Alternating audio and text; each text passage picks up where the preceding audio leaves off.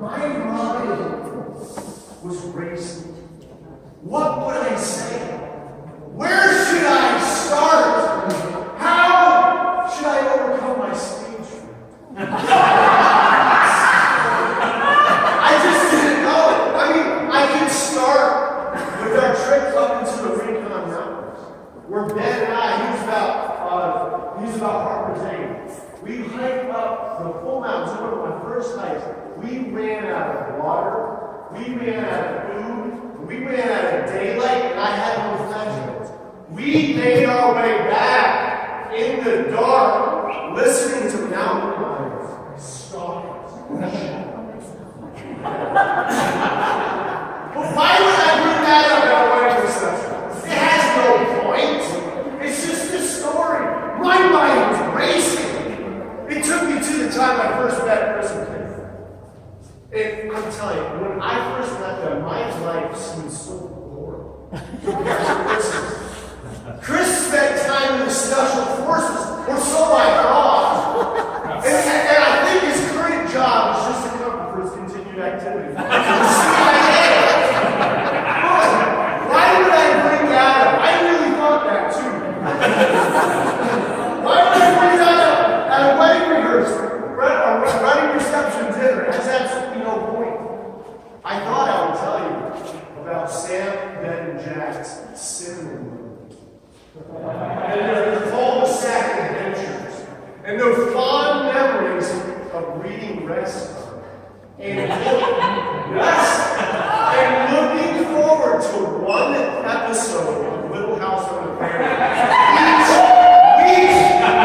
I regret that, by the way. My late wife didn't finish the series. I regret it. But why would I bring that up at a better reception? And there's no point to that. My mind was racing. It took me back, man. It took me back to when Jack watched your haircut. Jack, you're talking. Do you remember when you watched this haircut? And when millions of people were going to see him at Kingdom Down? I remember that. My mind was racing. It took me to the time when Marilyn convinced Ben to sit in a bathtub full of bleach, paint thinner, because she found out a remedy for poison ivy on the internet. And Ben did it. Emily, where's Emily? She did not do it. She was like, I'm not. But Ben did it. So my mind was racing. It took me back to that. But also, Ben recently showed his gratefulness to Mary's motherly efforts when he sent her a text just the other day that read, "Good night, my sweet." I love you so much. Marilyn looked at her phone. She was like, what is this? Now, obviously, it wasn't meant for Marilyn. It was meant for Hillary. But I'm going to say that text was saved. She saved that. That was impressive. But again, why would I bring that up at a wedding reception? There would be no point to that. I mean, there would be no point to it. My mind was racing. You know what it took me to? It took me to the time that I spent doing human cloning research. And every time we cloned a human, it came out with red hair and big feet. And we researched more, and we found out that we weren't actually cloning the humans. We were crowning. I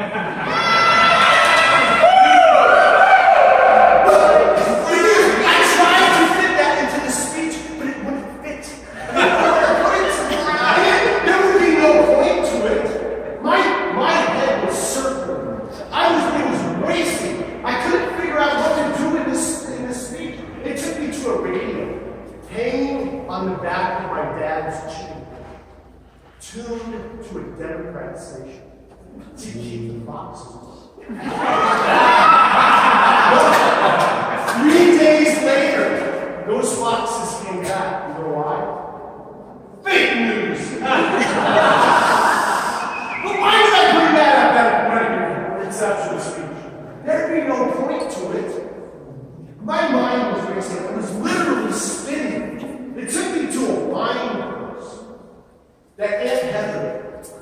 piece of argument. It took me to a block of cheese the size of a car battery that showed up on my doorstep from Uncle Owen. $25. Game back. It was the best. I'm telling you. But literally, he sent a block of cheese the size of a car battery to a piece of corn on the cob that I offered to Uncle Jim. And he said, "Get that corn out of my face!" But I could not fit that into a wedding reception speech. There would be no point to it. Oh, my mind was racing. Oh my gosh, I wanted to tell you about Ken and Gretchen Tulo. They led the YWAM school that Hailey targeted them. I'm telling you, 28 years ago, Gretchen was Lynn's roommate. And she was one of Lynn's bridesmaids in my wedding. Why would I put that into a wedding reception speech? There's no point to it. It's disjointed. I couldn't fit it. So I cast that thought aside. You know what else I thought about Ben and Hailey? I thought about that dinner Hailey made for us on Christmas. And I literally had enough people. I was going to dissect each portion of that evening and weave it into an allegory of life and love and the joys of popcorn. But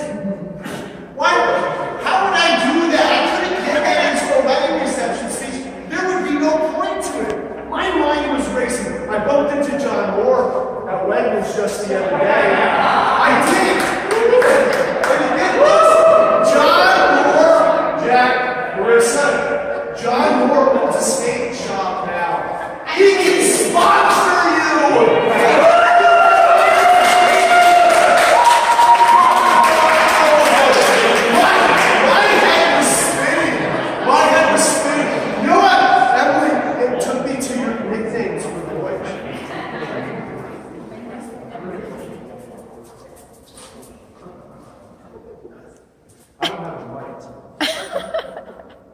My head is spinning.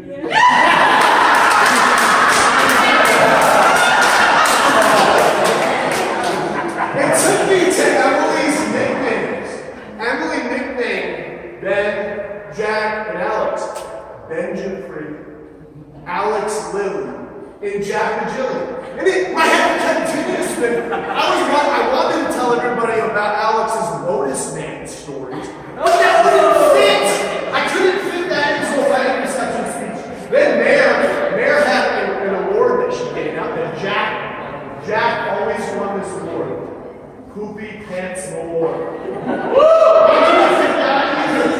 Oh my goodness.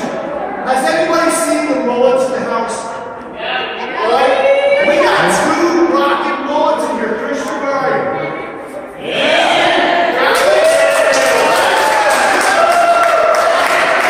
I wanted to say something about mullets, but I couldn't fit that. It wouldn't make any sense and there would be no point. And you know something else? I wanted to say something about the man buns. Two people showed up here with their man buns cut off. But Sam traced the man buns back to the time of Noah. I couldn't fit that into a wedding reception speech. There would be no point to it. Then I thought my head was spinning. Dad, it was spinning. And it took me to McDonald's. All of the long conversations that we had at McDonald's and the books that we went through, my head kept spinning about the big corner your life took when you decided to go to YWAM and how much excitement that brought. And then it took me to a half marathon that Emily and Ben ran together. And the morning of, Ben just gets up, throws on his sneakers, and runs a half marathon. Honestly, you were hurt after that too. Don't lie. And I believe I beat you both in that race. So don't lie about that. All right. But my head was spinning then. You asked me to do the speech, and I was like, how in the world can I fit that poem in? Remember the poem? Let others cheer the winning man. There's one that holds worthwhile. It's he who does the best he can. And loses with a smile. That's right. See, it goes back. All right? When he loses with a smile. That poem meant something back there. So my head was spinning. I couldn't fit that into a wedding reception speech. no point to it. You know what? My head was spinning because Ben, I asked him, I said, hey, Dad, we want to do a speech at the wedding. He said, man, that's a problem. Whoa! Woo! You know, my head was spinning. Then I asked him, is there a time limit on this? And he said, no, there's no time limit. I'm telling you, you don't know how much my head was swung. When he said, you don't have time. And then I said, is there any subject matter guidelines? Give me something. No, just, we wanted you to do a speech. So my head kept spinning. I didn't know what to do. Would I do a speech? Would I do a sermon, a homily, a diatribe, a toast, or some ramblings from a middle-aged man? What would I do? My head was spinning. There would be no point. Why would I even tell you that at a wedding reception? What is the point? What is the point of all this? Why does this matter? Why does anybody get married anymore? Isn't it just a piece of paper? Isn't it about tax returns? And why all this money being spent? we appreciate it. Why all the fanfare? And why did so many people come here to mark this day? Why? What is the point? Oh my head. You know what my head was doing, Dad? My head was spinning. It was racing. You know what it landed on next? It landed on a quote from C.S. Lewis. C.S. Lewis once said, I believe in Christianity as I believe in the rising of the sun. Not only because I can see it, but by it I can see everything else. So when we look at marriage, a lifelong commitment between a man and a woman sanctioned by God Himself, it has absolutely no meaning outside of a biblical framework. Sex, gender, truth, beauty, sin, love, courage, sacrifice, mercy, grace, righteousness, justice, holiness, literally everything has absolutely no meaning and can be redefined to mean whatever the prevailing winds of the culture want them to mean. Then, there is not a square inch of this world that God does not say, this is mine. What you have done today and will do tonight is holy unto the Lord. Marriage and sex between a man and a woman was and always will be God's creation. Marriage is supposed to paint the picture to the world of Christ and His church. Today, you both have been given a paint and a brush to begin your mural of matrimony that the world will see. Through it, you will paint a message. Make sure that message is clear. Even when you make mistakes, and learn to love and forgive each other, because your message through this marriage may just be only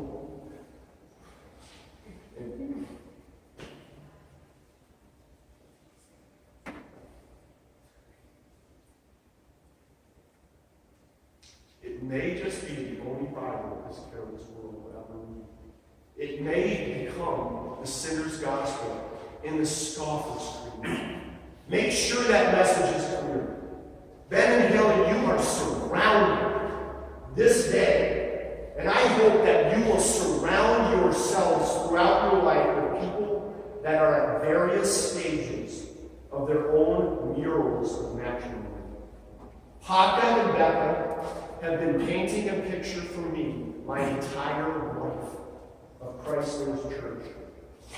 Gary and Sherry, Richard and Linda are painting their picture, as do Chris and Kim. Marilyn finished her mural with Andrew, and I finished mine. And we have been trying together to do our best to paint a new mural And now I encourage you both to do the same. Preach the message with your life and preach it with your marriage. Ben and Hailey, you have chosen each other and forsaken all others to embark on one of life's greatest journeys. The world will little know it, nor long remember what I have said here, but the world and eternity will never forget what you both have done.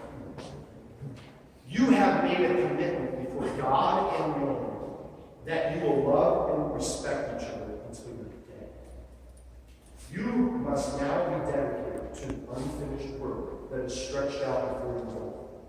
It is up to you both to be devoted to the great task of supporting and uplifting one another throughout this life and see that commitment through until one of you has given the last full measure of devotion first to Jesus Christ and then to the other.